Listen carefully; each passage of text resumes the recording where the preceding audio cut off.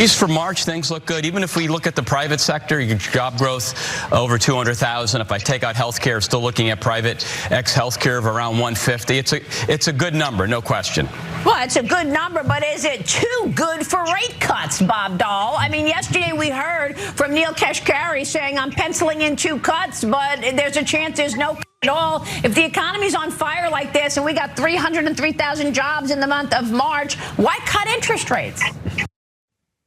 I love that. Bad news is bad news for Biden. You know what else is bad news for Biden? Good news for Biden is bad news for Biden. Right. Because the economy's too much on fire. Everybody's employed. They're not being thrown out in the streets and they can afford food to put on their table. And that's a tragedy.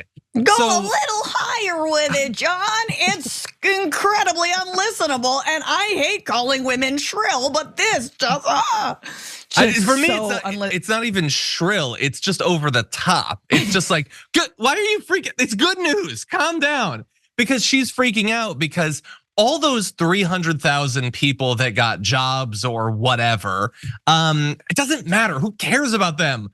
A rate cut could potentially make a billionaire slightly more of a billionaire. And that's a major change for their life. Now, instead of having a huge number in an online bank account that they can never hope to ever spend, they can have a slightly larger number in the bank account that they can never hope to never spend. So that's what she's focused on, and she should be. That's what Fox Business is about. It's not about regular people having jobs, and they certainly don't want so many jobs being generated in an election year. It makes it look like things are stabilizing or whatever. They don't want that. And by the way, if you want to criticize the jobs numbers, I'm sure you can. Just raw jobs numbers doesn't tell the whole story. What kind of jobs? At what salaries? With what benefits? How many people have more than one jobs? These are good questions and people should dig into those numbers, but that's not what she's doing here. She's just trying to turn anything that happens into bad news for the president, at least if it's bad news for rich people. No, exactly. And rate cuts actually would help middle class people too, right? Rate cuts would help people potentially afford a home and like lock in a rate that isn't insane. So I don't see it as so much rooting for rich people. I just see it as finding a reason to crap all over Biden when the economy is actually doing really well and rates are going to go down. The interest rates are going to be going down. And once they go down and the Fed drops them, then Bartiromo's gonna have to find something else to complain about. That's true, that's true. And I like that clarification. It definitely can have an effect for regular people, but there's also no reason that you can't have both. And she seems to think that it's sort of a zero-sum game. But anyway, it's a game that Donald Trump is not, or that Joe Biden is not the only player in, because in addition to this potentially being bad news for Biden, if it's not bad news, if it's good news, who is it actually good news because of? Watch this. That Trump is in the lead, I think, in 4 of the 5 key battleground states. I just wonder how much. Yeah, 6 out of 7. 6 out of 7. I just wonder if maybe the market is pricing in a little bit, and employers too, the idea that maybe we're going to get a new president in November. We'll see. Does that work into your looking at markets? The idea that we could see policy changes next year. What do you think, Bob Dahl? Yeah, it has to. The policy differentials between these two guys is pretty significant. I agree with all Steve has said. That is, I think, my favorite bit of video I've ever heard. That is the dumbest point I've ever seen presented on TV. So all of this good economic news, people hired in last month, 300,000 plus people, and they did it not because of anything about the way the economy is going, but because they think in a year, Trump will be president and will pass something that will then someday have an effect. And so they want to get ahead of that by hiring a whole bunch of people a year earlier. That is really stupid. Now I get it. I'm not wearing a tie and I'm not on a business network. So there's no reason that you should trust me.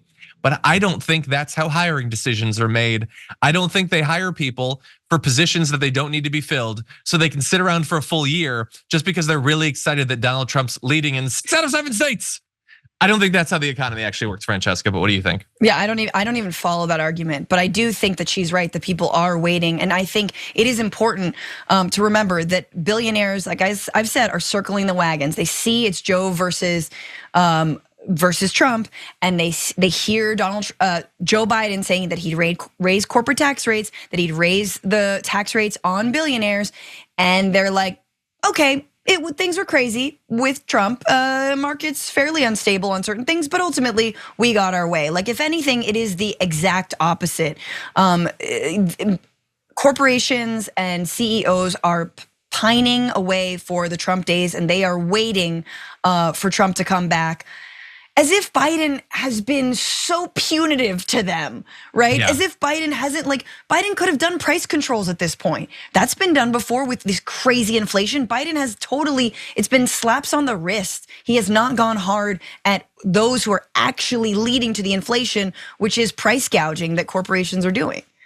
You know, I get that whatever happens, they have to be opposed to Joe Biden or whatever, but what do you want, man? America produces way more oil than it literally ever has. It's producing tons of jobs literally every month. And if you don't care about all that, if all that you do is fetishize the stock market or whatever, don't go to me for financial advice. I don't really understand how stocks work. But the S&P 500 is so much higher than it was at any point under Donald Trump. It's crazy. Like, how is that? Isn't that what they want? The chart go up. Go big, share price more than it was. Isn't that what you want? What do you want Donald Trump to do? It's like a straight line in the stock market. How is that not enough for you ghouls? Anyway, as I said, do not follow me for financial advice because I don't understand it, or else I'd be doing much better.